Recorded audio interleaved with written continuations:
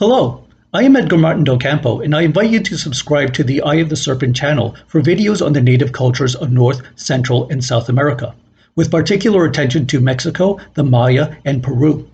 And in this playlist, we'll be looking at some of the writing systems that were invented in this area, and the evolution of these writing systems from ancient times through the colonial period into the modern day. I'll be especially interested in looking at the ways in which North American cultures have adopted their languages into new scripts, especially from the 19th, 20th, and 21st centuries. And so toward the end of the series, we'll be looking at some of the new and innovative ways by which these cultures are continuing to use indigenous principles for expressing language, ideas, and thought into the modern times. So I invite you to join me as I begin this playlist on Native American writing systems, and I look forward to seeing you in the next video. I start today's video with a question, and I invite you to pause here if you'd like to comment your answer before we go forward. What is writing? Think about what it does and how it works. And don't paste a dictionary definition, for I prefer your own thoughts. When I used to ask this question to students, their first consensus had 2 points. Writing represents sounds. Writing is put on a surface. This playlist will explore how Native American scripts both conform to common ideas about writing, yet challenge certain assumptions on how it works. Examples from Mexico will show that not all writing specified the sounds of language. And examples from Peru will show that not all writing required a surface to write on. Yet for centuries, such cases were effective tools for communicating information across great spans of time and distance. Elizabeth Hill Boone proposed a definition of writing as a technology to conventionally encode ideas with, quote, permanent visible marks, end quote. Each Native American case in this playlist will show how it follows this definition, representing grammar and discourse at distinct levels, in ways that readers could commonly understand. This playlist will additionally rely on a number of scientific approaches to understand how these scripts developed and why they were used. Archaeology, with its focus on the material remains of societies, will be essential for cases from the ancient world. When a script represents levels of specific grammar, the field of linguistics contributes to deciphering the symbols of writing and what meanings or sounds they may represent. Especially in Mexico and Peru, time period literature written by colonists and historians have also helped to translate or at least interpret these texts, in many cases written by indigenous scribes themselves. These sources are ethno-historic, meaning that they are historical works that can be read to understand culture. And lastly, how can today's native societies tell us what these texts are for? The final parts in this series will use more recent examples from North America. The next episode will look at the origins of writing in Mexico, so please join us for the following installment as we explore the concept of pictures as text.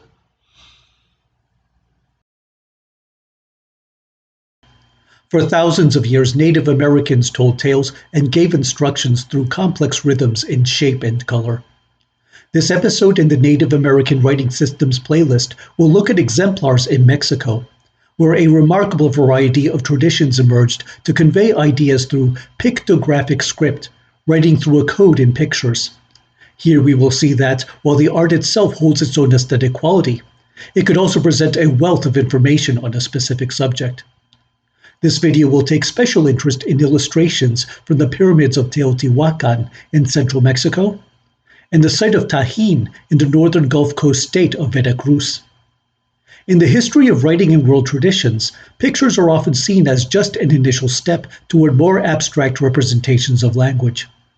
Formative characters such as these early Chinese glyphs must therefore be rudimentary stepping stones in the progression to true writing, to be praised for its transparent and consistent encoding of syntax and sound. While Mesoamerican examples do suggest transition from pictures to glyphs, the expression of language never replaced picture writing in that area. In fact, we will see a modern-day example of picture writing in Mexico City toward the end of the playlist. In Mesoamerica, pictures and writing went hand in hand.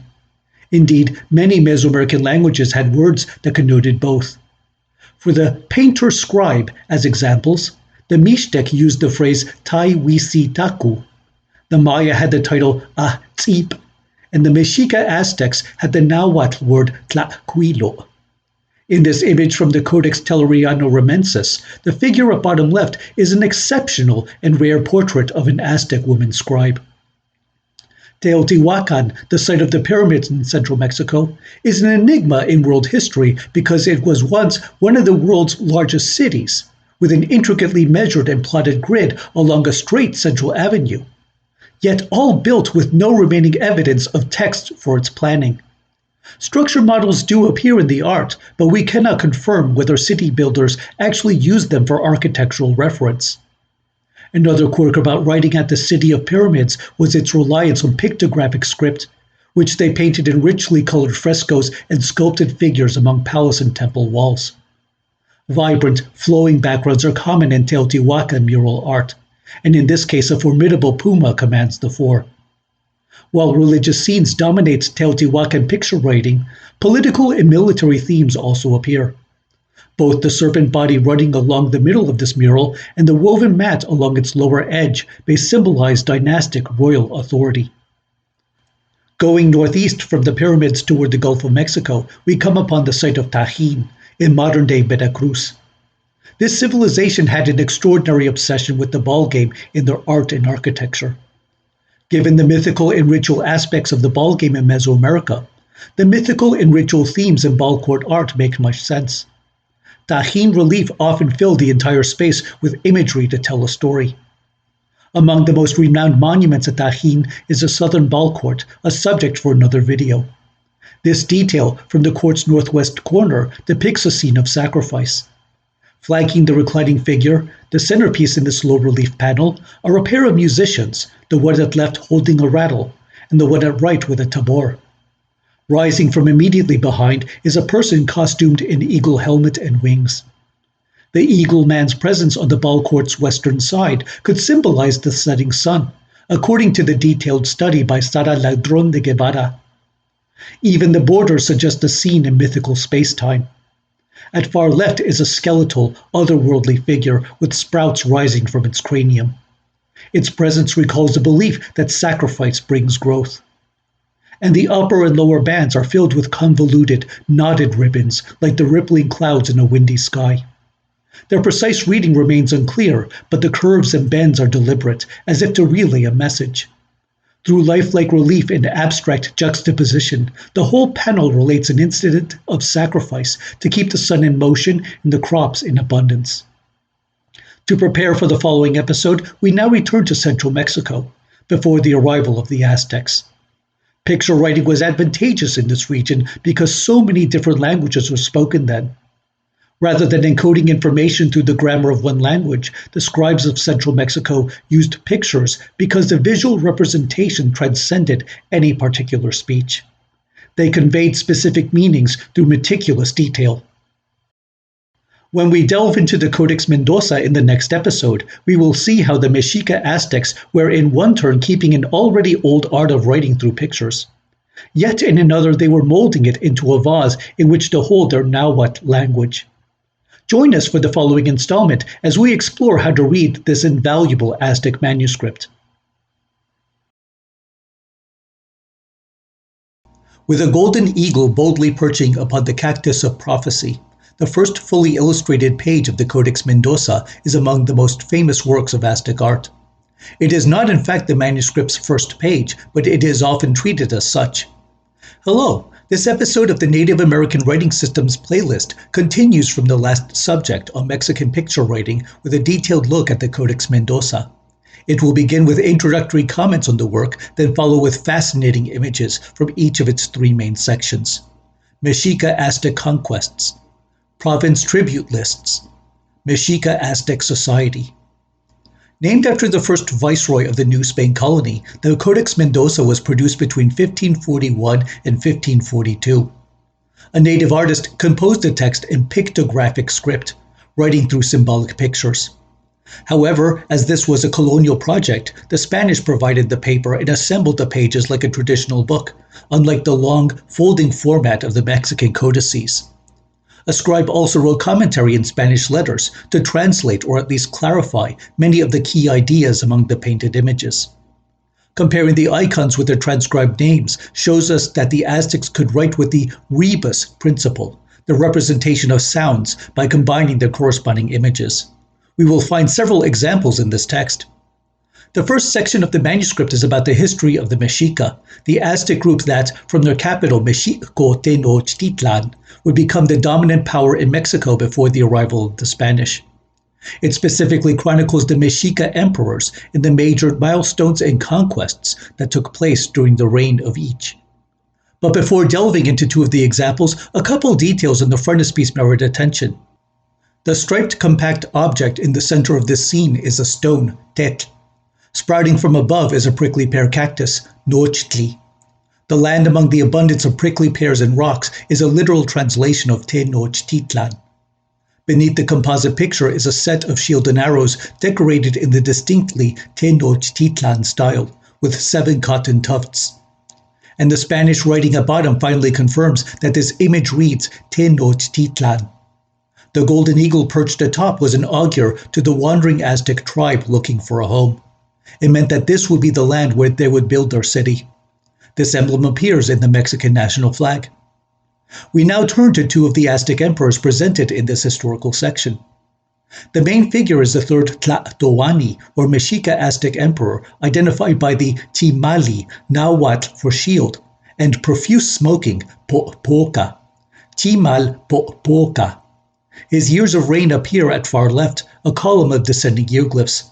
4 rabbit, 5 reed, 6 stone knife, 7 house, 8 rabbit, and so on, listing the years from 1417 to 1427.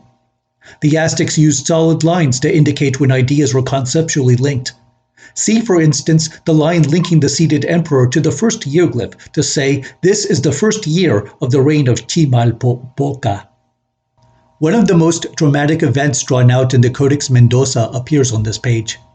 The city of Chalco, southeast of Tenochtitlan, sent men to ambush an envoy from the capital with stones, shown in the assailing figure's hand as the same striped compact object we saw in the emblem for Tenochtitlan. The attackers are illustrated with the band linked to the icon for Chalco, meaning where jade is. They damaged 4 canoes and killed 5 men from Tenochtitlan, their heads linked to the prickly pear cactus and stone. Chimalpopoca retaliated by sending a Mexica army to torch the Chalco temple. The year count ends with the bottom glyph of 13 reed, a solid line linked to the emperor again, but with closed eyes indicating his death. From just well-delineated and organized pictures, we could read the entire page as a history of the reign of Emperor Chimalpopoca, from installation to death.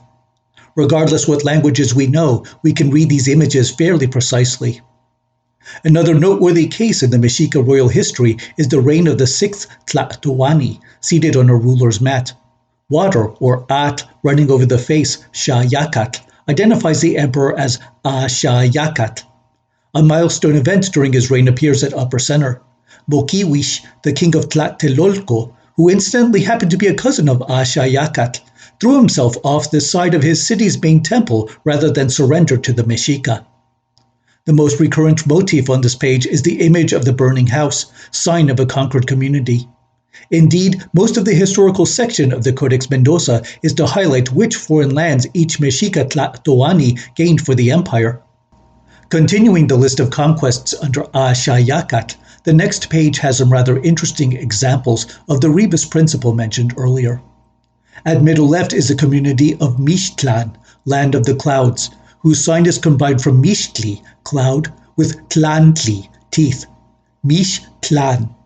The Mexica Aztecs often used a set of teeth to represent the suffix tlan, meaning a land or place. They even used rebus to represent places named in foreign languages. An especially interesting example appears at lower left.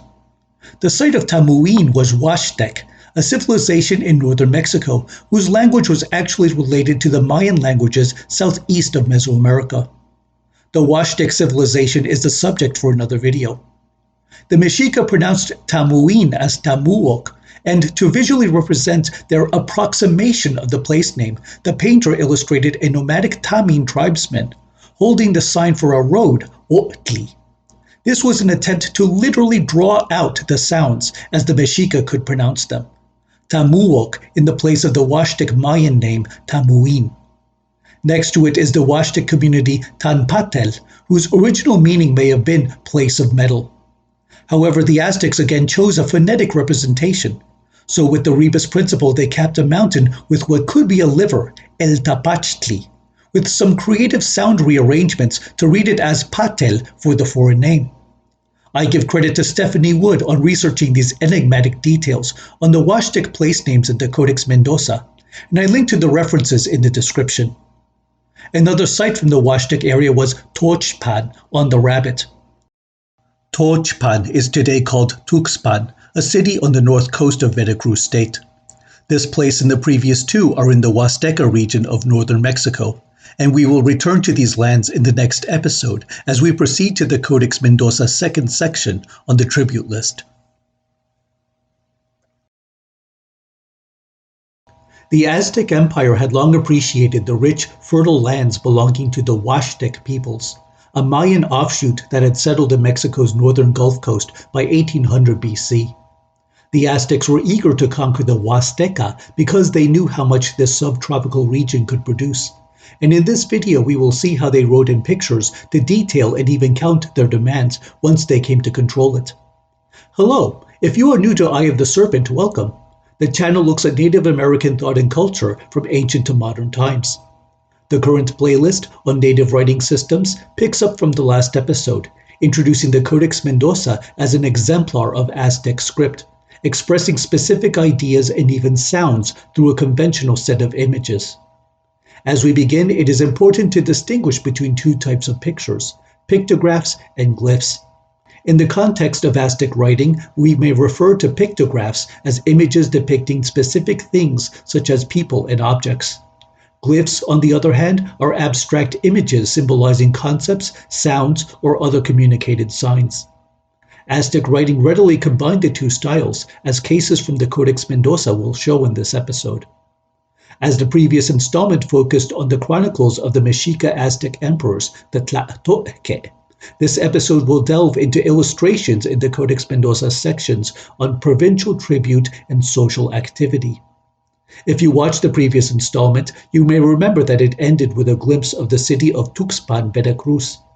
Named after the Nahuatl Tochpan on the Rabbit, its glyph appeared among the conquests of Axayacatl, 6th Tlatoani emperor of the Mexica. The second section of the Codex Mendoza is a list of the tributes demanded from the Aztec Empire's conquered lands.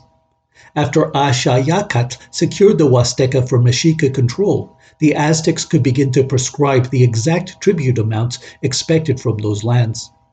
Each set of pages in the second section of the Codex Mendoza follows the patterns appearing in this case for the Huasteca.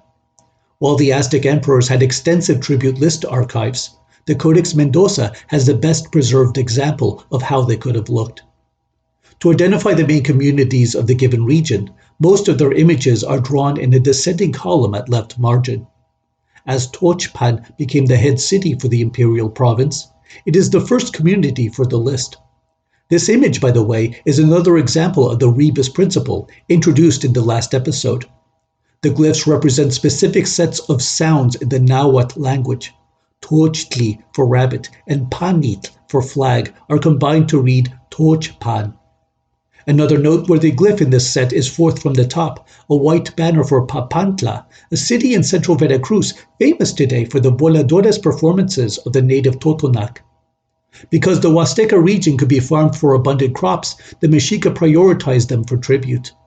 The preponderance of cloths in various designs is evidence of a massive cotton industry, diverted to fuel the empire.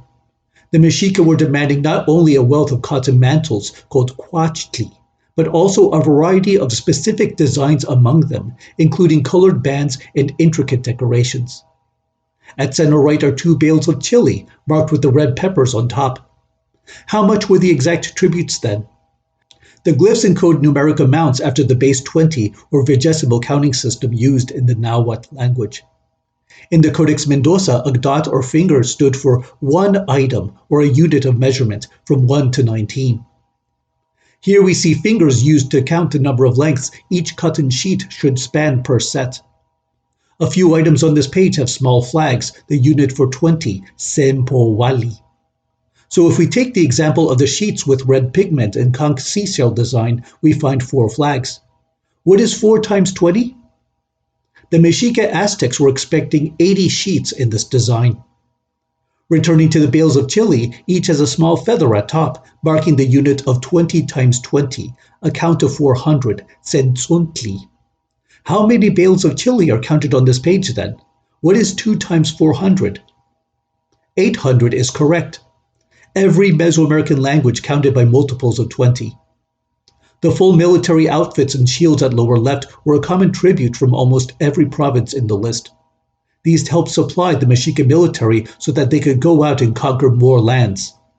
So, what kinds of materials were the Mexica Aztecs demanding from their imperial subjects? It depended on what each region could produce. The Spanish were in fact aware of this economy, and they may have commissioned the production of this tribute list so that colonists could learn what resources were available across the former empire. This page has a few interesting features. It was made for the province headed by the city of Tlachtepec at the Rabbit Mountain, whose image we find at upper left, much like the Tlachtpan example from the last page. This region is in southern Mexico, between the states of Veracruz and Oaxaca. Notice that there is almost no food in this list of local resources, but rather an abundance of gold, jade, and other precious materials for jewelry. At lower right, we find 2 rubber balls, which would have been used for the famous ball game. Below each is a priest's bag of incense, which represented the next counting unit after 400. 400 times 20 is 8,000, Xiquipili. What is 2 times 8,000? The Mexica wanted 16,000 rubber balls from the Tlachtepec province. The Xoconochco province, along the Pacific coast of what is now the land between Chiapas and Guatemala, was hotly contested for control between the Aztecs and the Quiche Maya. At the very top of the page are glyphs representing the Aztec festivals of Ochpanistli, with a broom for cleansing rites, and Tlacaxipe featuring the headdress of Xipe Totegu, to whom sacrifices would be offered. Each of these periods lasted a 20-day month, a way to mark off the times for tribute collection. Fitting for the tropical zone, the demands included bundles of colorful plumage, bales of cacao beans, and even stacks of jaguar pelts. We now turn to the third and final section of the Codex Mendoza, on social life in the Aztec world. Beginning with the birth of the new Aztec child, the section chronologically presents lifetime milestones as the person grows into man or womanhood. This is a unique subject in the surviving literature from the Aztec civilization. It is therefore a valuable source text on how the Aztecs regarded their own places in society. Socializing the Aztec infant came within days of birth. Like the solid lines linking people to places and times from the last episode, the dotted lines mark progression. The newborn, appearing first in a crib at left, is given 4 days, marked by the colored rosettes, which usually stand for 20-day periods. After the 4 days, an elderly midwife carries the infant around a pot of water over a mat. Depending on its gender, it will be given miniature instruments representing their destiny. Crafts and warfare for the boy, cleansing and weaving for the girl. With speech scrolls issuing from their mouths, the 3 boys at right ceremonially name the child. The parents, at left, then take their child to the temple for priestly blessings. The children begin to mature. As mentioned earlier in this episode, dots were a common way to count from 1 to 19, before the flag used for a unit of 20. Here they count the child's age in years, such as the 3 dots for the boy with his father at left, and the girl with her mother at right. They have started wearing clothes, and their daily diet was half a tortilla. By the age of 4, they could begin performing chores, and they could eat a whole tortilla per day. Between 5 and 6, the children became more productive, taking wares to the marketplace or spinning cotton into thread. The Aztecs were also infamous for corporal punishment, and among their most notorious disciplinary measures for an unruly child was holding their face over the choking, irritating fumes of burning chili peppers. A miscreant boy could also be forced to lay on bare dirt with his hands bound, or a girl would be sent to clean in the dark of night.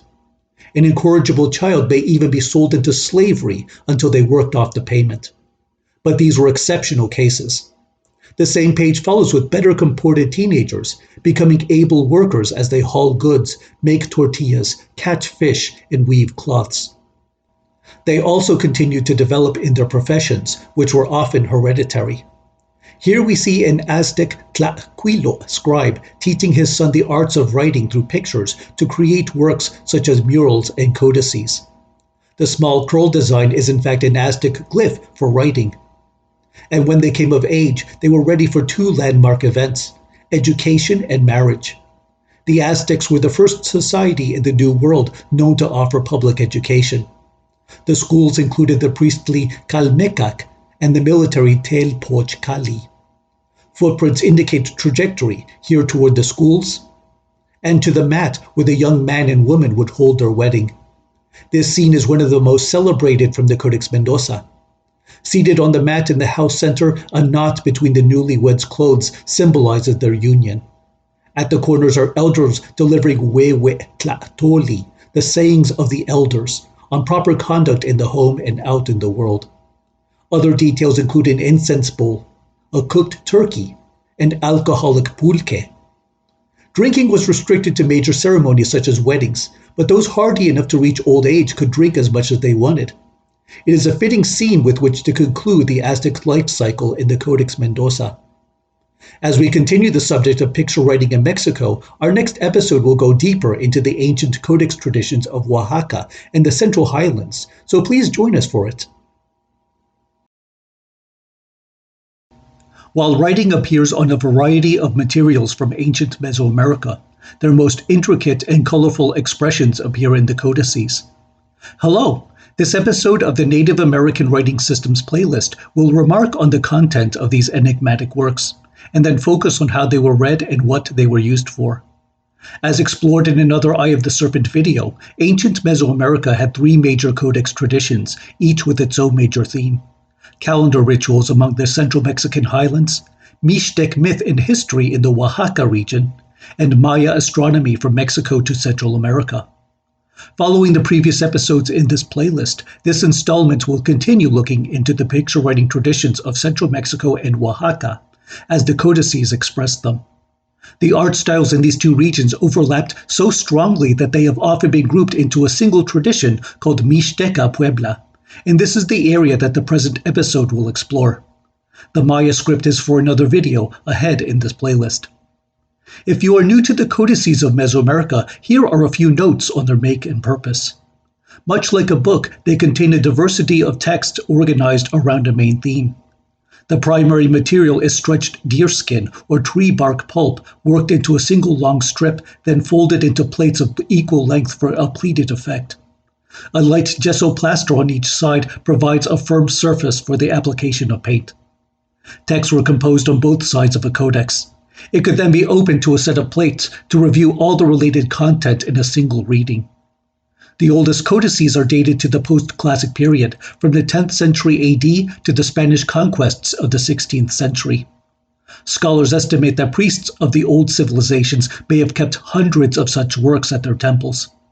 Unfortunately, because the codices were so often tied to Native American religions, Spanish colonists believed that they were instruments for devil worship, and they destroyed the codices almost entirely, many in notorious book burnings. A few have survived from the three culture regions mentioned in this video: 5 from central Mexico, 7 from Oaxaca, and 4 from Maya land. Historians found that 2 of the Oaxaca manuscripts actually belonged to the same codex, the Colombinus kept in Mexico, and the Becker I in Vienna. This episode will look at sample texts from the former fragment. The Codex Borgia is arguably the most extensively documented of the Central Mexican group for not only the diversity of subjects, but also the quality of the painting itself. It is neither the best preserved nor the largest in the group, but its vibrant depictions of mythical and ritual scenes have made it an icon of pre-Columbian native art. Practically every page of the Codex Borgia has some reference to the 260-day sacred calendar, whose sequence followed the intersection of a numeric count from 1 to 13 and a symbol count of 20 distinct days, each associated with a complex of sacred and metaphysical associations. If you would like to learn more about the sacred Mesoamerican calendar, the Eye of the Serpent channel has a whole playlist on the topic. Entire sections of the Codex Borgia depict the organization of these 20 days by time, space, and even embodiment per certain gods. This manuscript guided ritual performance and religious instruction. Major sections group sets of days with supernatural, mythical, and symbolic events, such as among the very beginning of the Codex. Other parts prescribe the rites to be enacted for specific periods. An important section in the Codex Borgia is near its middle, where a series of elaborate temples and other ritual spaces appear. The main character, a priest with a tufted headdress and a large stripe crossing down his eye, first appears in the ball court at lower right. The narrative itself begins with a presentation of a netted bundle in the temple at right. From the temple entrance, a procession follows a solid blue path, its footprints marking direction. This group progresses into the next plate, and the stray priest takes the ritual bundle to a place of power at the center of the scene. There he opens it, releasing a burst of the winds it had contained within. Streaming bodies and the wind god mask identify the beings as wind spirits, which carry him out of the space and along the current at the plate's boundary. This stream of black winds crosses the edge of the next plate until it opens at the corner of the following one. This event could suggest mystical flight, a common shamanic experience. The stripe priest emerges from the wind mouth and arrives into a new complex of ritual enclosures and supernatural beings. A narrator would have read the images to recite the account in eloquent, poetic speech, perhaps even as a ceremonial troupe dramatized it in costume. The Codex Borgia is an encyclopedia of Central Mexican beliefs and practices around the sacred calendar. As it was 6 centuries ago, the Codex Borgia remains today an invaluable tool for teaching culture. And since 1999, I have had my own copy of the Codex Borgia, which is a reproduction from the original codex that was painted by hand to replicate the original sketches and colors as they may have appeared back in the 15th century. And this is an admirable work. I even use this for my own consultation for my own daily practices when I need to. And I also use this as a textbook when I taught the Mesoamerica course at the undergraduate level during the late 2000s, seeing that stack of the Codex Borgia available for students so that just like the priests from the 15th and 16th centuries and using the Codex to instruct on matters of Mesoamerican culture, religion, the calendar, and so on, I too could participate in a very old tradition, and it was one of the proudest accomplishments of my former teaching career. The Codex tradition is arguably the most extensively studied art form in Mixtec civilization because of its wealth of history on the Mixtec dynasties. In fact, as John Pohl has remarked, the historical accounts of the Mixtec kings and queens recount generations as far back as the 10th century. They comprise the longest continuous dynastic chronicle in Mesoamerica, perhaps even of any Native American culture. Formerly called the Vienna Codex, the Yutat Noho exemplifies the Mesoamerican literary tradition of telling an epic with mythical beginnings, legendary feats, and finally historical events. The first side of the manuscript describes the creation of the world and civilization, and one of its key figures is the god named after the calendar sign Nine Wind. His mask, creativity, and other attributes relate him with Quetzalcoatl, the feathered serpent god known across Mesoamerica. In this scene, the deity follows a rope descending from the heavens. The second side of the Codex Yutat Noho presents the history of the noble lords and ladies descended from the creator gods. Mixtec kings and gods alike were named after specific combinations of number and sign from the cycle of the sacred calendar. We can identify, for example, the nobles Lord Two Rain and Lady Six Monkey, each named after their birthday. And the gods include 7 Earthquake and 9 Wind, also named from calendar signs. John Pohl likens Mixtec history to a lineage corridor, twined from several major royal lineages from political centers in the northwestern Oaxaca highlands. Artists must have created these historical texts at different sites, for each one roots for different families, and others are sometimes omitted. What they all share, however, is the introduction of a newcomer named Eight Deer, who would change the social landscape of the Mixtec region by the turn of the 12th century. This man had no noble birthright among these Mixtec families, unlike the other kings and queens whose lineages could be traced to the creator gods themselves. As a challenger to the old nobility, 8 would use military conquest, political assassination, noble marriage, and even a nose piercing as claims to the right to rule.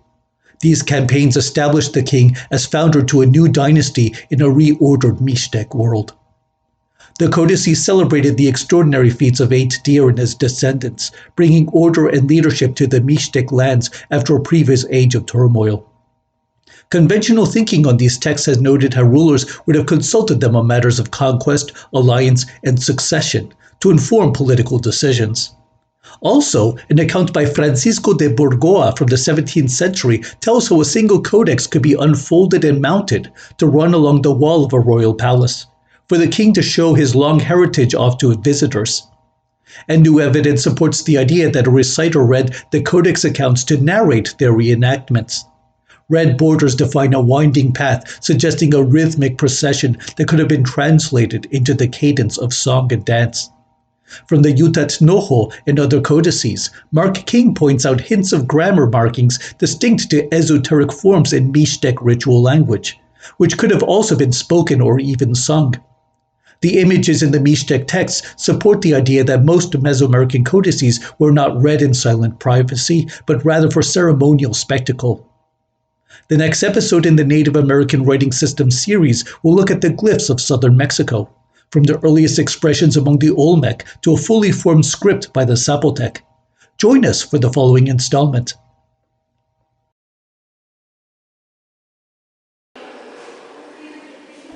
The Mesoamerican culture area is unique to the Americas because it is one of only 3 places in the world where a writing system was invented to represent grammar, the others being the Near East and China. Hello, I took this sweep at the Site Museum of Monte Alban, an ancient Zapotec capital in central Oaxaca, Mexico. For over 1,000 years, the Zapotec wrote in glyphs, remaining an extensive and enigmatic body of texts. Recall the definition of glyph from a previous episode in the playlist. Glyphs are abstract images symbolizing concepts, sounds, or other communicated signs. For this episode of the Native American Writing Systems playlist, we will be looking at glyphic texts from 2 of Mesoamerica's earliest civilizations. The Zapotec, whose script I ponder here, and the Olmec, whose culture dates as early as 1200 BC in the southern Gulf of Mexico. Glyphs have been of interest in the history of Mesoamerican scripts because they have been key to an ongoing discussion over the representation of language, where pictures end and symbolism begins. The hottest contention is over classifying the earliest things that look like writing, notably from the Olmec civilization. This artifact, the Ahuelican tablet at the Dallas Museum of Art, has a deliberate arrangement of abstract signs that are hinting at a mythical event. Anthropologists are familiar enough with the related beliefs among the Maya and other Mesoamerican civilizations to read the symbols' meanings. The stepped object in the lower half is a mountain, either an actual one or its metaphoric representation with a temple. Above it is the world tree, whose roots reach the underworld and whose branches touch the sky. 4 stony objects probably represent the 4 cardinal directions extending from the tree at world center, or they could be grains of maize. Atop is a square with a large X, recalling the Maya glyph for sky, and framing it are 13 knobs that are likely counting the 13 levels of the heavens. This cosmic design is known from later cultures such as the Maya and Aztecs. Near the bottom is a concave shape similar to Maya and Zapotec images of jaws opening from the Earth's surface into the underworld. And at the very base are 3 dots, perhaps like the 3 hearthstones in a Maya creation myth. So, without knowing the artist's language, we can tell that the figures on this plaque depict the specific ideas combined into a mythical text. In the description, I linked to Art Museum commentary on the object. Also from the time and region of the Olmec, the Cascajal block was discovered in the late 1990s in South Veracruz. It stands at just over a foot tall, and its front surface has 62 glyphs. A major theory on the history of the Olmec is that they spoke a language ancestral to the indigenous tongue still used in the southern Gulf of Mexico, namely members of the Mihesokian language family. Linguists such as Sorid Vikman have reconstructed a Proto-Mihesokian language that the Olmec could have spoken around 3,000 years ago, the approximate date of the Cascajal block.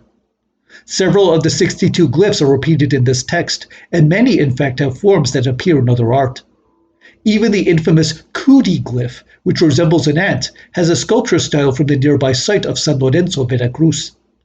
Unfortunately, there are not enough other texts to compare with, so the exact meaning remains a mystery for now. Although there is no consensus on how far Olmec art could qualify as writing, its influence on the Maya script is without question. The stone axe or celt from Guerrero in southern Mexico has at least 4 qualities that the Maya would adopt in their use of writing. 1. The main figure is a powerful ruler of supernatural proportion, standing in profile.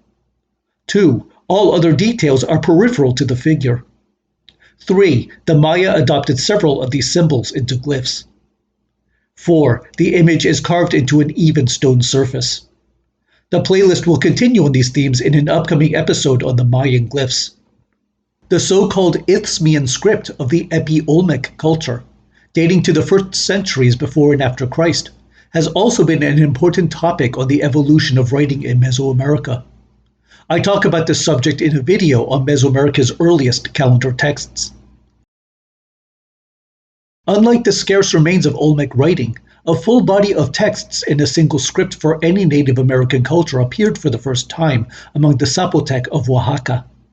Many of these texts come from Monte Alban, which will be the focus for this part of the video. Anthropologist Javier Urcid noticed that Zapotec writing began between 500 and 300 BC, and it was not only among the earliest but also among the most dynamic and enduring scripts in Mesoamerica, with up to 14 centuries of continual use. Many of the world's writing systems work at a distinct level of grammar, from the individual sounds in an alphabet to the morphemes found in logographic script. Logographic script represents morphemes, the basic units of meaning in a language. An example of morphemes in English: it, in, vigor, ates them.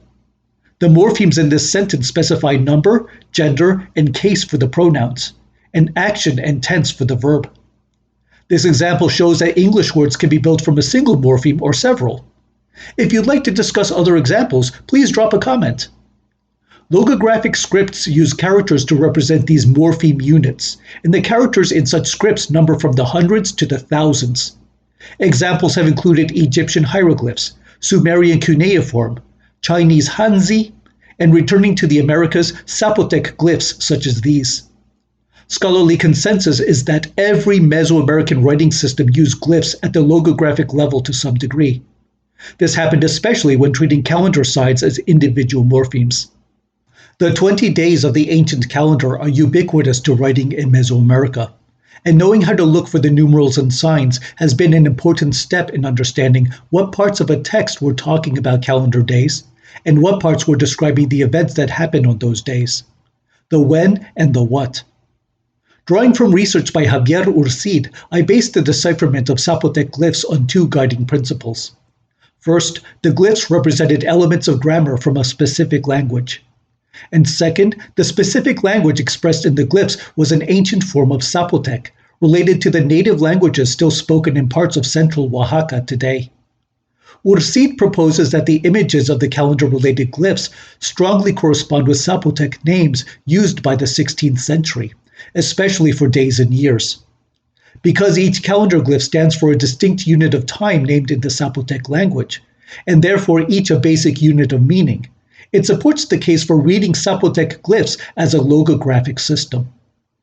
On display at the Monte Alban Site Museum, these 2 stone monuments are numbered Stele 12 at left and Stele 13 at right. They were originally set at the end of the Conquests Gallery at Building L, and they date between 500 and 300 BC. When read together, they tell a historical account, according to Joyce Marcus and Kent Flannery. With some liberties, the following translation is based on their reading. In the year 4 lightning, the chief, firstborn of his line, acted on the sacred day 8 water. The chief, born on the day 10 jaguar, seized his enemy, second born of their line, on the fourth day of the month.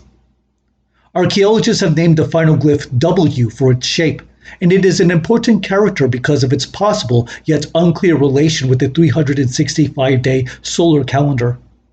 John Justison has proposed that it could be counting days within a lunar cycle. The texts in these two glyphs may therefore have one of the oldest references to either the solar or lunar cycle in Mesoamerica, indeed in the entire New World. Monte Alban was an early example of an architectural scheme that would appear over and over in Mesoamerican cities. The marriage of military domination with astrological alignment guided building projects. To conquer the lands, you must look to the stars. No better structure embodies this idea at Monte Alban than the so-called Building J. Shaped like an arrow pointing in a direction skewed from the rest of the platform, the building's walls boast panels engraved with images of conquest by calendar signs. You may remember a previous episode on the Codex Mendoza in this writing systems playlist. In the first chapter, I explained how the Aztecs could depict conquered cities with a burning house attached to a glyph, each identifying a community by a combination of signs. The images on Building J of Monte Alban used a similar principle.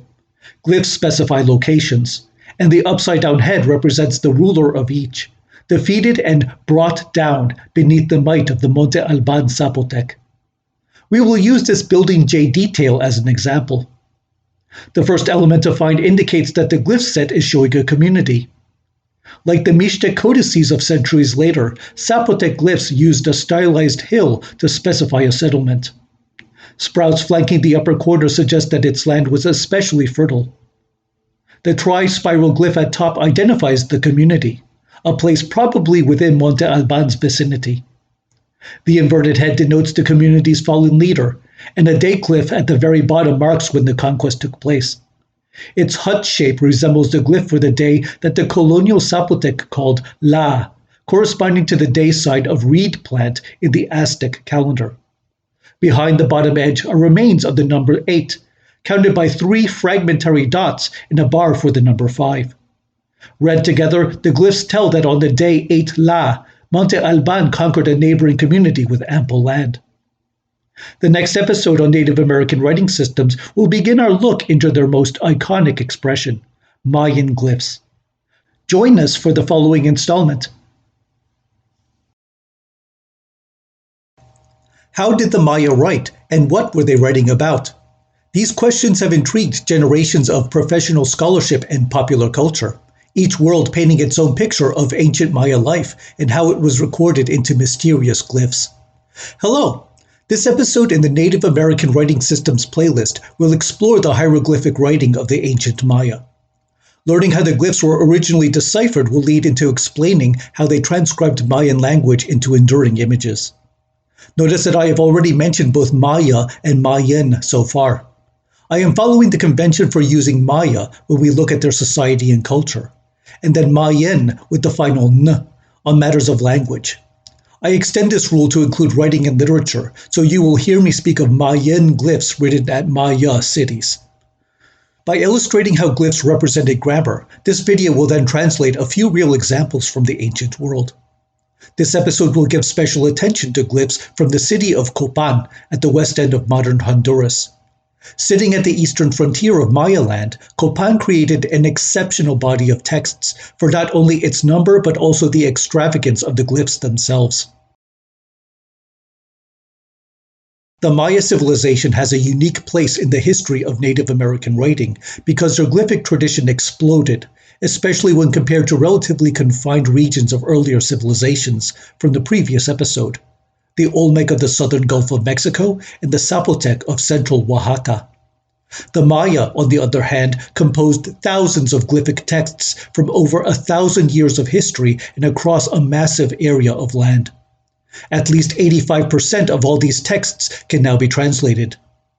Although the earliest Mayan-style glyphs appeared by the 3rd century BC, most of the glyphic texts date between 250 and 900 AD, the span of what archaeologists call the Classic period in Mesoamerica. And indeed, they even used the discontinuation of calendar glyphs on monumental art to mark the beginning of the Post-Classic period, shortly after the year 900. The Maya thus provide an unparalleled view into their beliefs and practices from their own words. We must be cautious, however, about making our statements of Maya culture too general. Practically all our surviving texts come from tombs, monuments, vases, and other such elite contexts. The values and knowledge among the ruling classes probably didn't match those of their commoner subjects, living off the land in more remote settings. The practice of writing itself had high status. Evidence suggests that the scribal profession was hereditary and it required intensive schooling. Because writing was dedicated to royal affairs, the scribes themselves belonged to the court. They could enjoy luxuries in both life and death, such as the wealth found in scribe burials at Copan. Writing even had mythic quality. The word for writing was tsip, which additionally related to painting. The most famous scribes in Maya myth were the monkey twins in the Quiche epic Pohl, which portrayed them as master artists and scribes.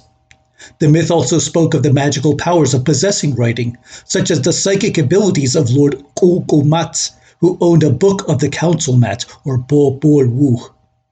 The Maya deemed writing an instrument of royal and spiritual power.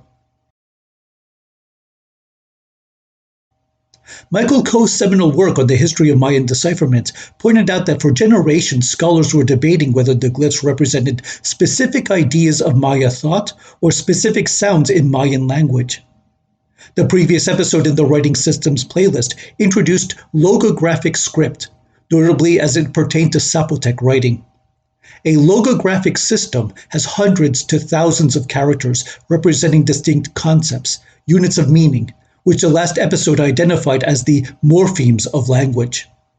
In many cases, Mayan glyphs do identify numbers, days, actions, and even cities. These glyphs therefore follow the logographic system, for they specify units of meaning in a Mayan language. But is this all they do, or could Maya writing also describe the sounds of their tongue? In the early 1860s, Abbot Brasseur de Bourbourg found the only known copy of the 1566 Report on the Things of Yucatan, a colonial manuscript by Friar Diego de Landa.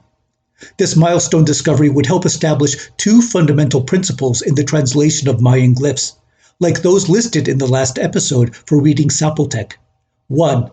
The characters could encode sounds from a specific grammar. 2. The specific grammar encoded in these characters is Mayan, related to the languages still spoken among descendants in the area. You may remember a previous episode in the Writing Systems playlist on Diego de Landa's infamous destruction of Maya codices in Yucatan. After the conquest, many Spanish clergy were writing down details of native languages and cultures to better understand their thinking, to convert them more easily, so went the belief. Look at the list of characters toward the bottom of this page. Landa was telling the Yucatec Maya to produce the characters matching each letter in the Spanish alphabet because he assumed that the Maya were also writing with their own alphabet. The text even gives a short sample sentence. Ma-in-ka-ti. I don't want to. This short passage was a vital step toward cracking the Maya code because it illustrated, by first-hand account, matches between glyphs and sounds from a Mayan language. By that same logic, the glyphs written in ancient times must also represent the grammar of a Mayan language. It wasn't until the 1950s that Russian scholar Yuri Norozov tested this hypothesis with glyphs such as those found in the Dresden Codex. One of the most famous cases involved a set of moon goddess images from the Dresden Codex. Each image in the series presents the goddess with a companion bird, a set of glyphs above. Norozov noticed that some of these glyphs looked like signs from Landa's so-called alphabet. Given that the Dresden Codex and Landa's report were both from Yucatan, Norozov suspected that the glyphs in this passage could be naming the birds in view. One of these is the quetzal, a precious bird for its elegant plumage. Many Mayan languages name it Kuk. Norozov found the Ku sign written back-to-back toward the top. This suggested that the Maya were combining these signs by their respective sounds to form words. The U glyph, also in Landa's alphabet, is a common prefix in Mayan languages for marking possession. It precedes a stylized glyph for the so-called Muwan bird, one of the month names, and the final character stood for T. Altogether, the glyphs read Kuk Umut, the Quetzal is her bird, indicating a mythical relation between the Quetzal and this part of the lunar cycle. Another bird in this series is the macaw, mo'o. This time, Nodosof knew only the O value from the Landa diagram. It also appeared back-to-back, immediately following an unknown character. If the values would be read together as O, and the common Mayan name for the macaw was mo'o, then this first character had to stand for Mo. The full name could thus be read as mo'o. As Nodosof continued piecing together these signs, he could begin to read out phrases that made sense in the Mayan languages. One last example depicts a vivid dog, whose name appeared in the glyphs for Tzu and Lu, combined to read Tzul. Again, this word could be corroborated with linguistic studies, for it appears in a colonial dictionary of Yucatec Mayan. The evidence was building for reading the glyphs with a knowledge of the Mayan languages of past and present. In fact, the consensus is that all the texts composed of Maya land represented a single language, varying by only regional dialects. Linguists called the language Classic Mayan, and it was an administrative language used for stately affairs with kings, priests, and other officials across the Maya region. Classic Mayan was therefore a lingua franca. It belongs to the Eastern Cholan branch of the Mayan language group, with related languages spoken in the border region between southeast Guatemala and northwest Honduras. See if you can figure out what kinds of sounds these Mayan characters represent, and you may pause here to take your time. Each character specifies a consonant-vowel combination, which can form syllables. This chart is therefore a syllabary, representing different sound groups with similar patterns of consonants and vowels. The signs from Landa's alphabet were also syllables, reflecting what the Maya thought Landa was asking for when he was listing letters in Spanish such as A, B, and Q. You may have noticed that some of the consonants appear twice, but with an apostrophe. See, for example, the ch and ch rows, and the k and k rows. These are examples of glottalized consonants, which you pronounce with a forceful stop.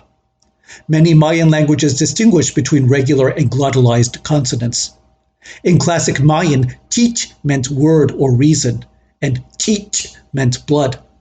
Also, kab meant bee or honey, and gab meant hand.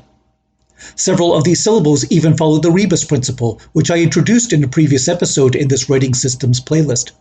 It was defined as the representation of sounds by combining their corresponding images. Examples of the rebus principle in this chart include ba for gopher, mo for macaw, and tsu for backbone. How could the mo sign represent a macaw? It's the I. The Maya could combine these to form full words. An interesting note to raise here is that the classic Mayan language had a phonological rule for forming words, in that they could never begin or end with a vowel, only consonants. So how did they apply that rule to these signs? Does the first row at upper left really stand for syllables with just a vowel? Actually, there is an understood glottal stop, pronounced with a burst from the windpipe, which counts as a consonant to precede each vowel. A, E, I, O, U. And for the last consonant in a word, use the syllable sign and drop the vowel. We will see examples in this video and the next. A Mayan glyph may use one or many parts. When it has multiple, there is usually one main element, the largest in the block as its base. Its affix elements may be attached to any side to specify a sound before or after the main part. When a single glyph has multiple pieces, each contributes to the overall reading. The Mayan script is therefore logosyllabic because it combines signs for elements of specific meanings and elements for specific sound groups. The syllable signs can also help with reading the main glyph. The month Yashkin has a glyph that contains a solid boundary around a central X in the shape of a shield. Beneath it is a sign for the syllable ni, used here to remind the reader that this part of the word ends with n. The syllable isn't adding any new sound to the phrase, but rather reinforcing how to properly pronounce it. These can appear at either the beginning or the end of a word. Linguists call this a phonetic complement because it helps clarify the intended pronunciation, and therefore the intended meaning. Phonetic complements have appeared in logographic systems in other parts of the world, such as Sumerian cuneiform and Japanese okurigana. A convention for transcribing characters into Roman letters is to write logographic symbols, those which convey the language's morpheme elements of meaning, with capital letters. Syllables and other phonetic markers, which represent the sounds in a language, are written in lowercase. The site of Copan is celebrated for its extraordinary creativity with glyphic writing. This example is from a stele monument, which the Maya inscribed on at least one surface to commemorate important religious or political events. This one is Copan Stele A, and the original is at the Sculpture Museum by the archaeological site. Glyphs run down its sides and back. They describe how the current king performed rites reenacting mythic events that would culminate with a deposit of ritual artifacts in front of the stele. It was dedicated in the year 731 AD. A full reconstruction now appears where the original stood, in the city's great plaza. Here we will see how one glyph could express an entire phrase, in this case the name of a supernatural being. We will also follow the conventions I gave for transcribing the elements into Roman letters. The first element is the U prefix, the first of the three U syllable signs listed in the chart. As we saw with the Macaw translation, the U prefix marks possession. Because it is a syllable sign indicating sounds, we make it lowercase, and we show its phonetic attachment to the glyph with a hyphen. Next is the morpheme for Bach, meaning image or likeness. This is another rebus example as it uses the image for gopher, Ba, to represent the word Bach. This glyph is representing a full unit of meaning, in this case the concept of an image, so it is a morpheme in the classic Mayan language. We therefore convey it in capital letters. Beneath it is a glyph for Hi, which reminds us to pronounce Bach with the aspirated H at the end. It is a phonetic complement, like the one we just had for the Yashkin glyph. The reading so far? The image of. Whose? Let's finish reading. The phrase continues above to the right. A double flame often means fire, kach, which is a morpheme. This character is thus logographic, not syllabic, and so we put it in caps. The next two glyphs are also logographic because they describe units of meaning. Kinich for great sun, and then chan for serpent. Notice that we connect these parts with periods instead of hyphens. Periods tell anthropologists to read the parts together as units of meaning, and hyphens for units of sound. One more hyphen attaches chan to its phonetic complement, the na syllable. You can also find this sign in the syllable chart. This entire glyph reads, Ubach kach kinich chan, the image of the fiery sun-shield serpent, referring to a mythic being that the king impersonated during a ritual celebrating the turning of a major calendar cycle. Which king did this? Below we see the glyph with his name, Washak Lahun Ubach Kawil, 18 images of the lightning god, 13th king of the Copan dynasty. Maya scribes usually compose glyphs into pairs to read left to right, then downward. Most of the stelae monuments at Copan follow this pattern. Other media, such as ceramics and codices, use this reading convention as well. Other texts were written in a circle, especially for ceramics such as vases and plates. Using the rules introduced in this episode, the next one will translate a Mayan text from one of these plates. Join us for the following installment. Francisco Marroquin was Guatemala's first bishop and an early scholar in the Quiche Mayan language. The university named after him in Guatemala's capital has numerous resources on Maya culture from ancient times to the present day. Here at the campus I walk along replicas of classic period Maya monuments called stelae, most commemorating royal events with political and religious overtones. Hello! This episode in the Native American Writing Systems playlist picks up from the last, which outlined the principles of Mayan glyphs in the ancient Cholan language they preserved. By following those principles, the current episode will examine the glyphs in a plate on display at one of the university's museums. If you haven't seen the previous episode yet, we will glance at its basic ideas, but I welcome you to watch it for a more complete look into the subject. The main reason for my visit to the Universidad Francisco Marroquín was its Museo Pohl, named after the epic myth of the Quiché Maya. The museum showcases an important collection of artifacts from Guatemala's history, from Maya civilization to the colonial period. One of my favorite works on display is this fine ceramic plate. It comes from the lowlands of Guatemala, and it dates to the late Classic period, namely from 600 to 900 AD. Comprised of 12 glyphs, this text encircles the plate's inner edge. Glyphs on a Maya ceramic often indicate who painted them, the type of vessel they are on, and sometimes even what it carried. This plate will give us 2 out of 3, so let's find out which. You may use the syllable chart I presented in the previous episode or the one linked in the description box. Where should we start reading from? The text itself tells us. The first glyph represents the word alay, here, which often appears as the first glyph in circular texts. Its early appearance in such texts relates it to the concept of the primary standard sequence, which archaeologists and epigraphers have identified as a set of glyphs Maya scribes frequently used to begin an inscription. Also notice the preceding a glyph attached to the main glyph to clarify that alay begins with a. This a glyph adds no pronunciation to the main glyph, but rather specifies it, an example of a phonetic complement from the last episode. Also from the previous episode, you may remember that at least 85% of all glyphs can now be read. This one belongs in the other 15, so we'll have to pass it for now. This glyph combines the syllable signs for yi and chi. Classic Mayan words began and ended only with consonants, so we dropped the last vowel from the reading to find ch as the final consonant. Yich is a word related to ideas of presence, as upon this surface. This instance of the u glyph is expanded from the basic form. What typically appears is just the top part, which here shows the upper jaw for a whole face. As mentioned in the last video, variants of the u prefix commonly mark third-person possession in the Mayan languages. His, her, its, no gender marking. What is being owned? In the next glyphs. Glyphs for tsi and ba combine into tsib, the root for to write. Words for writing and painting are either identical or related in the Mayan languages. The li glyph is attached to the previous glyphs to complete the al suffix, which indicates abstraction.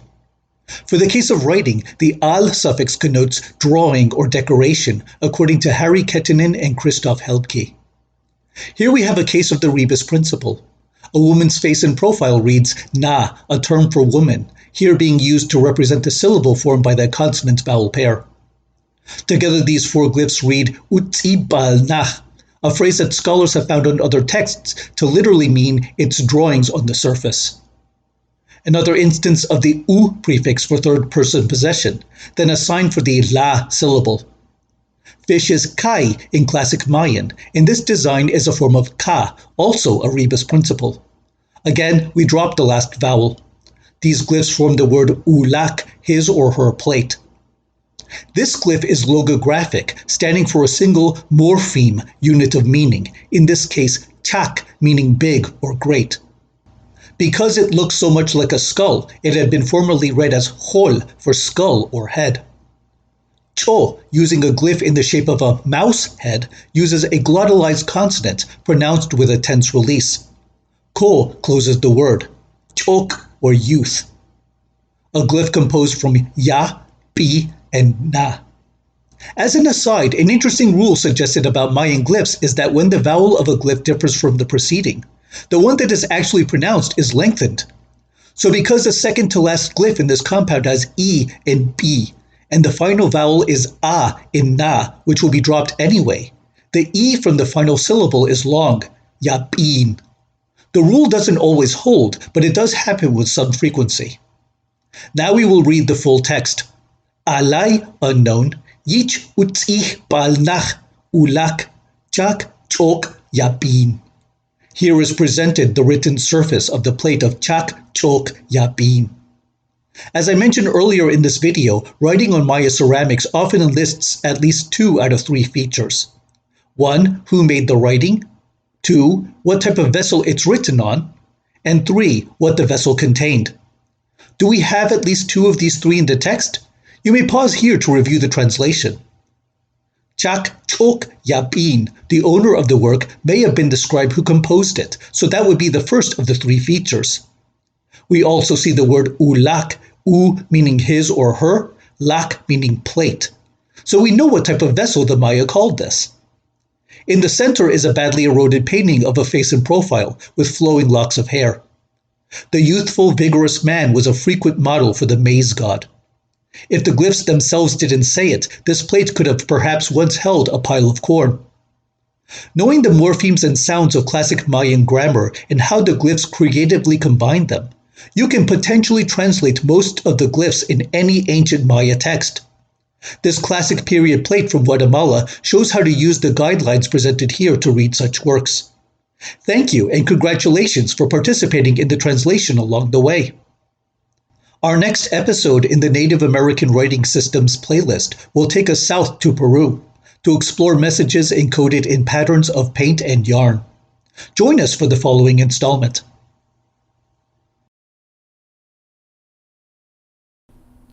At its height by the turn of the 16th century, the Inca Empire stretched over 2,500 miles of western South America, from southwest Colombia to Santiago. From the capital Cusco in what is today southern Peru, the Inca emperors governed the lives of millions of subjects in the largest nation of the Americas at the time of Spanish conquest. The tasks of cataloging exchanges and disseminating commands required a technology that could encode such information across such a vast area. This technology would also need 3 important features to work effectively. The code must be consistent, precise, and permanent. These qualify writing.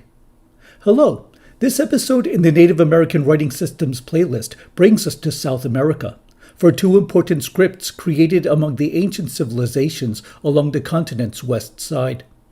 The most famous of these is the Khipu, used for thousands of years in this area, yet known from especially Inca culture. The other is the Tohapu, which used intricate and often colorful patterns to organize ideas. We will see examples of each in this episode. Khipu comes from the native Quechua word for knot, which the Inca themselves called these instruments. They were made to store data in a form that could literally fit in the palm of your hand, and 2 outstretched arms could hold the longest. Archaeological excavations at the Peruvian site of Caral date the earliest forms of Khipu to almost 5,000 years ago, and later civilizations such as the Wadi also employed the technology. But it was the Inca that used it most extensively to record the activities and transactions that kept their empire running. Over 1,000 Khipu survive today, from mostly the ancient and colonial periods. Yet into the present day, native peoples in a few remote corners of Peru preserve the tradition. Hanan Historia y Cultura provides more details on these cases, and I link to the video below. Studying how the Khipu was made has helped to understand how it could encode information. Cotton is the primary material, spun into yarns that could be braided, knotted, and bound to a primary cord. The Khipu could combine multiple features to specify the data. Colors, amounts, and positions, indeed even the spin of the yarn and the orientation of the knots themselves. I saw this beautifully preserved example and the next at the Dallas Museum of Art, and I linked to them in the description. Scholars have identified several common parts of a Khipu. Like a thick spine binding the text together, a primary cord provides the base attaching all other components. The primary cord trails into an end string that may run even longer than the primary itself. Additional strings provide supplementary information that could be regionally specific. These accessory strings may also bear knots counting or summarizing the present chords. They are like the metadata for a document. And remember that Khipu is the Quechua word for knot, the most basic and definitive feature in this writing system. Their main purpose is for counting, with the same decimal base used in the Quechua language. Representing the units of 1 is the outermost position, counted by the number of its spins or knots. Working farther inward, along regular intervals, are the higher bases of 10, also counted by spins or knots at each level. These units continue inward to count tens, hundreds, thousands, and in some cases up to the tens of thousands. The next image will show sample amounts. Pendant cords are the strands holding the knots. They are usually directly attached to the primary cord, but it is also possible to find a few on looping cords running parallel to the former. This fascinating exemplar of the Khipu as a counting tool is in the American Museum of Natural History in New York. Its display illustrates not only the totals from each of a group of pendant cords, but also their combined amount in a so-called summary cord, highlighted above. Each summary cord reflects the total from its respective section. If you're familiar with computer science, the summary cords recall pointers. The display counts the Khipu from the 4 pendant cords in the first color-coded section. Cord 1. The unit knot has 8 spins, followed by 3 knots for tens, counting 38. Cord 2. 3 ones, 7 tens, and 2 hundreds for 273. Cord 3. 8 ones, 5 tens, and 2 hundreds for 258. Cord 4. 9 ones and 8 tens for 89. If a position has no knots, it stands for 0. These 4 amounts add to 658. This same number appears in the summary cord above: 8 spins for the unit knot, 5 tens, and 6 hundreds. This summary cord therefore indexes the pendant cords belonging to the first of the color-coded sections. We don't know what this section was exactly counting, but we do know that it was definitely counting something. In 1997, a massive, elaborate burial was discovered in a cliffside cave at Laguna de los Condores, or Condor Lake, in the Amazonas region of northeast Peru. This is a reconstruction of the funerary structures called chulpas in the Quechua language, and it is housed in the Lemebamba Community Museum, which I present in another video. Among the chulpa remains were the wrapped bundles of 219 mummies. These now reside in the museum for conservation, research, and display. An extraordinary part of the excavation was the discovery of 33 Khipu. Most date to the period before the conquest, but remains of Spanish artifacts suggest that burials of elite people continued into early colonial times. Even though exceptionally well preserved in the remote necropolis, the 33 Khipu were found clumped into massive tangles that researchers had to carefully unravel. The most remarkable of these is one with 762 strings grouped into 24 sections.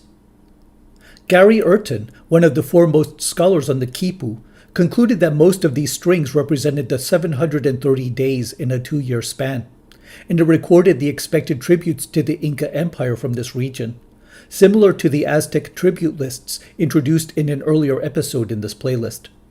It is therefore nicknamed the Calendar Khipu. A few other examples are on display in the Lemebamba Community Museum. Reading and writing Khipu was a highly specialized and restricted profession in the Andes. Those who kept these documents were the Khipu Kamayuj, those with specialization in Khipu. This was a formal title and a hereditary position in the nobility. Colonial sources have described what the Khipu contained, and a few also directly transcribe their text. However, these writings explain nothing about how a Khipu's design actually specified content. We know that the colors were deliberately grouped, but what each color meant remains a mystery. New research from Harvard, pioneered with computer modeling by former undergraduate Manny Medrano, is advancing the hypothesis that the colors could distinguish social categories. Colonial documents have noted that Khipu stored administrative and historical records, and there is some indication that speakers may have used them as scripts to guide their public announcements and other performances. Although the Khipu is by far the most well-known medium for storing knowledge in the indigenous Andes, it was not the only available. In its broadest sense, Tohapu refers to the design of grid-like patterns, found especially on clothing but also other media. Surviving examples from the ancient world boast a variety of colors in intricate forms within each square, as on this tunic from the Wadi civilization. Their designs marked ethnic identity, political office, and other aspects of social standing. The dry, thin air of the Andean heights have preserved the color and build of a wealth of clothes and fabrics, whose designs we can continue to admire in the present. This cap at the Metropolitan Museum of Art comes from the Tiwanaku civilization, from the region of Lake Titicaca. Steps, frets, spirals, faces, and a zigzag, all in bold hues, animate the piece. From its earliest colonial references, tohapu often connoted embroidery or other forms of weaving. However, the rare mention of wooden panels painted in similar schemes breaks out from obscurity. Like certain kinds of khipu, these decorated wooden panels also likely scripted texts for narrative performance.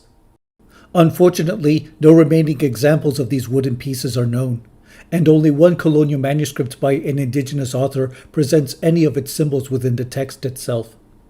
The work in question is the Report on Antiquities from the Kingdom of Peru by Don Juan de Santa Cruz Pachacuti Yamqui Salcamaywa.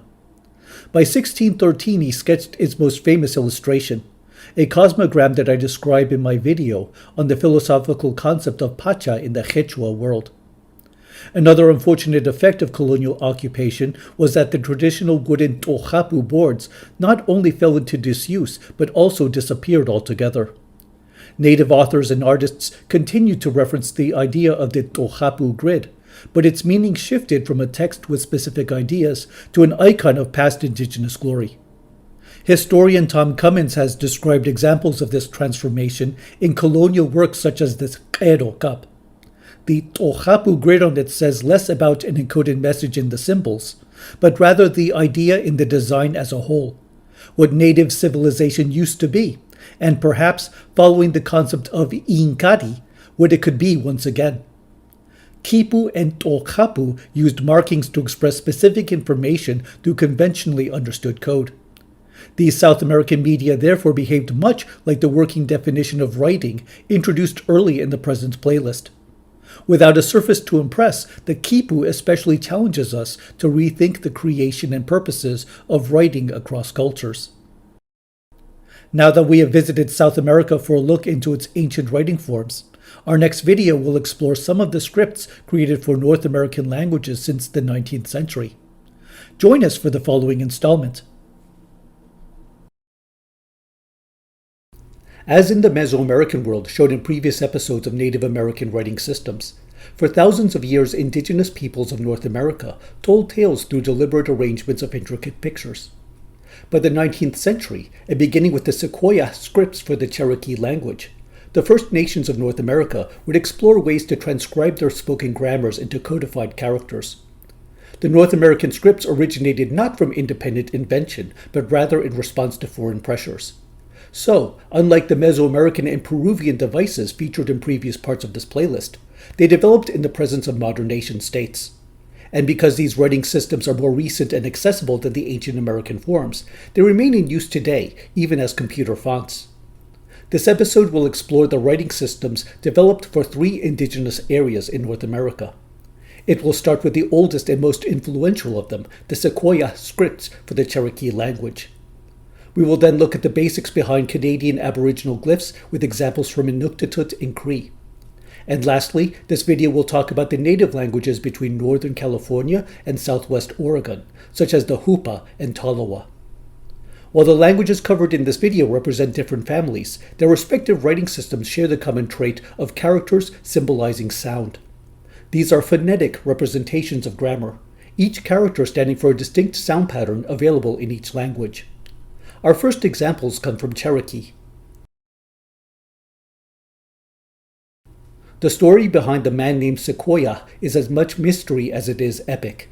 Born in the Cherokee town of Tuskegee in 1770, Sequoia became a polymath whose career included service as ambassador, doctor, soldier, and inventor.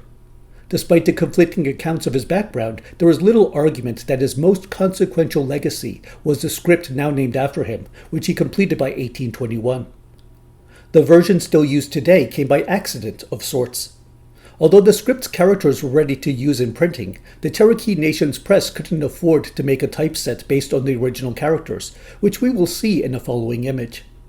The press compromised with a set with English letters and Arabic numerals, which the team modified into the 86 forms we see here. Seeing familiar capital letters converted into Cherokee sounds may be confusing, but it also reminds the audience that they are reading a very different language that is using a very different code. What kind of script is this? If you have watched previous episodes of the Native American Writing Systems playlist, does this character set remind you of any we have seen before? The V means the central vowel a nasalized schwa. You may pause here to think about the sound pattern each character may represent, or even pronounce some of them aloud. You may have noticed that almost every sound set has one vowel. With only two exceptions, each glyph symbolizes a sound set that ends in a vowel. Those in the top row stand for just the vowels themselves. Most of the rest represent consonant-vowel pairs, as in the second row from top. Ka, ka, ke, ki, ko, gu, ga. Cherokee vowels also have details in length and tone that these glyphs don't represent, so we can at least be aware that they have additional complexity. The description has a link to Hiroto Uchihara's study on these pronunciation rules. Each consonant-vowel pair can be voiced as a single syllable. If you have seen this playlist's episodes on the ancient Maya, you may remember a very similar chart mapping glyphs to consonant-vowel syllables. The Cherokee script is therefore a syllabary. As with classical Mayan, it is easy for Cherokee to use this system because of the consonant-vowel patterns in their spoken language. The two exceptions mentioned earlier are nah, which ends with an aspiration, and s, which may be pronounced without a preceding or following vowel. The latter often appears in syllable final positions, as in chisqua, bird. The pronunciation rules change when Cherokee is spoken more rapidly, however. The word for 40 is spelled with syllabic characters, yet often pronounced with a consonant cluster. Pronounced directly from the syllables, this word would sound like nagisgohi. In colloquial speech, the second vowel is dropped to sound more like nagsgohi. However, readers would still know how to pronounce the word from the character sequence. It is similar to English speakers knowing when to pronounce or drop the final E, written for latte versus mat. One last remark about Sequoia's Cherokee syllabary is that the version used today was not his first. I linked to this chart, available from the Cherokee Nation, in the description box. The Cherokee are a rare example in world history of an entire nation adopting a script invented by a single member. They would profoundly influence how the First Nations of North America would represent their languages, and through this their identity, in written characters. Among the first to follow were the Aboriginal and Inuit peoples of Canada, with a script distinct to that country. Popularly called the star chart, these glyphs represent the sounds of spoken Cree. Do you see any patterns to how they are arranged here? You may pause here to look at the symbols and find an answer. Similar to the Cherokee scripts we just saw, here each shape represents a consonant-vowel combination. In this case, each consonant has its own shape, which rotates depending on the following vowel. This is a special kind of writing system called abugida. The consonant defines the base shape for each glyph, modified per additional sounds. Modifying glyphs by rotation is unique to the Canadian Aboriginal languages. Because each language has its own grammatical rules, it may have its own unique take on the characters in Canadian Aboriginal script. Cree, for example, may mark a glyph with a dot at one side to indicate lip rounding. Wa rounded from a, kwa rounded from ka, pui rounded from p. Inuktitut, which uses consonants such as r and v, not spoken in Cree, will represent these with glyphs as well. While designed specifically for Indigenous languages, the Canadian Aboriginal script is the first in this playlist that was not created by an Indigenous person. Methodist missionary James Evans was exploring ways to transliterate the Bible and Christian services into texts for Cree and Ojibwe speakers, to read the doctrine in their own languages. The scripts have become secularized since their initial form. Notice that the Inuktitut script is very similar to the Cree, as they share a common origin. Despite the overlapping characters, the sound set or phonetic inventory used in Inuktitut is very different from Cree. Inuktitut uses uvular consonants such as k and r that are not pronounced in Plains Cree. These too are rotated depending on the companion vowel. Inuktitut is a good example of an important principle among writing systems worldwide. When the glyphs encode the sound sets of a language, these will usually represent the language's phonemes. Phonemes are the contrastive elements of sound in a language, such that speakers will recognize different meanings if they think the sound differences matter. In English, for example, whether a vowel is lengthened will not change the meaning of a word. We hear moot as just a funny way to say moot, yet this lengthening comes naturally when pronounced in mood. Inuktitut does hear long and short vowels as different when either is pronounced in the same position, and vowel length is therefore phonemic. Compare ikaluk with ikaluk. The Inuktitut characters will mark for this difference because the language requires it. We therefore know that short u and long u are phonemic in the language. Another rule about phonemes is that they may be pronounced differently depending on their position in a syllable or word. Linguists call this rule complementary distribution. An example in American English is the vowel length rule before voiced consonants, especially voiced stops. T and d are contrastive phonemes in English, so speakers perceive difference between them in pairs such as ton and dun. Try for yourself to pronounce these two words, and see if you notice a difference in how long you pronounce the E in each. Try it again with the O in these two. Did one sound longer than the other? English vowels regularly lengthen before voiced consonants such as d, b, and g. This shows how a sound's environment may affect how you pronounce the sound within it. The y of Inuktitut works similarly. Compare kayak with kekik tarjuak and ukpigjuak. The y and j are written with the same consonant form, but they are pronounced differently depending whether it follows a consonant. The two sounds therefore represent alternate pronunciations of the same phoneme y. In linguistics, these alternating forms are allophones. Canadian Aboriginal script is used for the Inuktitut dialects spoken in Nunavut and Nunavik, the northernmost region of Quebec.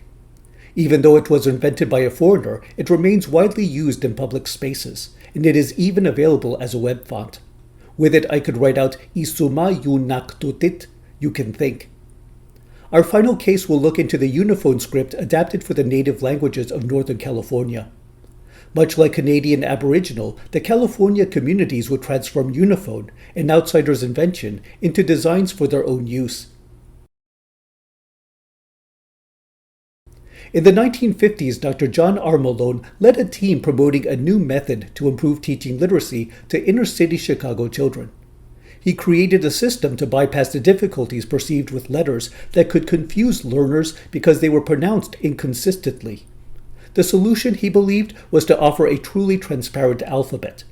Each and every letter would mark its own unique sound, so there would no longer be confusion over how to pronounce a C, S, or TH as examples.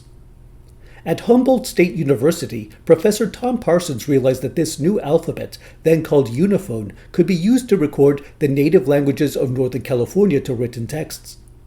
Parsons began a program to train teachers how to apply uniphone letters to the sounds of local native languages, such as Yurok, Hupa, and Tolowa. Between the 1970s and 80s, the teachers embraced uniphone. This is the first example in our Native Writing Systems playlist of a true alphabet adapted by indigenous speakers. For the first time in this series, each character in the script would correspond to a distinct sound segment in the given grammar. I shared this printing of the uniphone alphabet for Hupa with permission from and acknowledgement to Humboldt State University. But as with the Cherokee case presented earlier, the script didn't capture all the sound variants of the spoken language. Yet the speakers accepted it because it was at least devised within their own culture. This was an important argument for Tolowa especially. Tolowa is an Athabascan language traditionally spoken in the western border between Oregon and California. Anthropologist James Collins, a scholar in Tolowa language and ethnic identity, outlined two major sticking points over using uniphone characters to teach and write Tolowa. On one side, this alphabet wasn't initially designed for certain sounds in the language, such as its glottalized consonants. On the other side, the Tolowa speakers themselves had actively contributed to developing the alphabet for their own language and culture. And although the glyphs came from an outside invention, the alphabet was the Tolowa's own investment, even if incomplete. By the 1980s, these California language communities would replace uniphone with the Latin alphabet. But because the Tolowa alphabet had such involvement from its own speakers, it lasted the longest until the Latin alphabet superseded this one at last. Uniphone remains an important artifact in the history of transcribing Native American languages into written texts. The Native American Writing Systems playlist concludes with today's mask. Please join us for the final episode.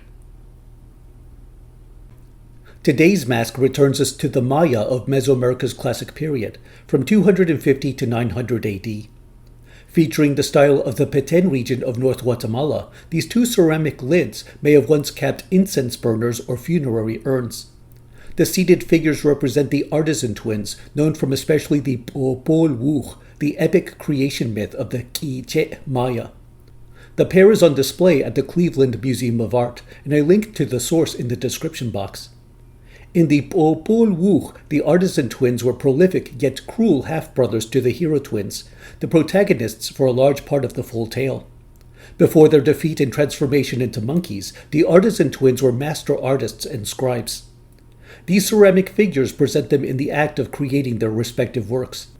The one in human form holds a sheet of raw paper to compose into a codex. His simian counterpart holds a miniature mask in his left hand. Each of the sculptures would have held a stylus or paintbrush in its right hand, which positioned the instrument toward the medium it would be working. Viewed together, the artisan twins are crafting works of fine art, one upon a surface and the other into sculpture. They remind us that the Maya and other Native American cultures regarded writing as one of the high arts, a skill suited for trained professionals, often among society's upper ranks. Indeed, if you have seen previous episodes in this playlist, you may remember that the Maya, Aztecs, and other Mesoamerican civilizations often used a single term for both scribe and painter because they believed writing was just a specific way to communicate through images. In fact, even in modern times, this principle appears in Mexico. The metro subway stations in Mexico City are a famous example, whose designers deliberately drew from the Central Mexican picture writing tradition to create a recognizable icon for each location. Much like the picture writing of the Central Mexican Codices, these images and colors are distinguishable enough to be read for tourists and other passengers, regardless of their first language. From ancient civilizations to the present day, native peoples of North, Central, and South America combined colors, shapes, and patterns into a variety of writing technologies. Through these diverse scripts, they could record history, count transactions, narrate epics, or perform other activities depending on the culture's needs. The history of Native American writing systems continues to drive research into the human ability to encode ideas through images, textures, and other symbols, as we are seeing today through the worldwide use of emojis and related icons. Please like, share, and subscribe to the Eye of the Serpent channel for updates. Your Patreon support goes toward travel, research, and production. Thank you for watching, and good roads.